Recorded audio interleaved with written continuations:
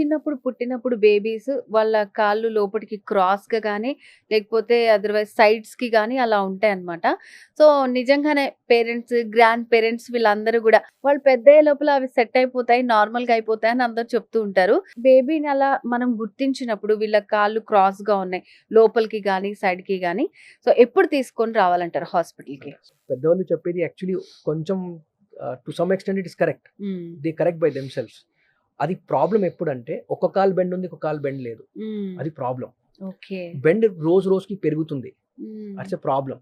కాలు కాకుండా చెయ్యిలో కూడా వాపొస్తున్నాయి. Especially wrist joint. పిల్లలు పాకుతారు కదా! అవునవును. So, they put wait on their wrist also. ఆ రిస్ట్ మీద వెయిట్ పడినప్పుడు ఇది కూడా బెండ్ అవ్వడం స్టార్ట్ అయితాయి. సో, ఒక కాలు స్ట్రెయిట్ ఉంది, ఒక కాలు బెండ్ ఉంది. కాలు ఎక్కువ బెండ్ అయిపోతున్నాయి. లేకపోతే రిస్ట్ జాయింట్స్‌లో కూడా స్వెల్లింగ్ ఉందంటే ఇమ్మీడియేట్‌గా దానికి అటెన్షన్ ఇవ్వాలి మనం. Hmm. And rest of the things as you told they usually correct. కానీ they have to be under observation. Hmm. Okay. Correct అబ్జర్వేషన్‌లో ఉంటే we can be rest assured. Hmm. ఇది కరెక్ట్ అయిపోతాయని.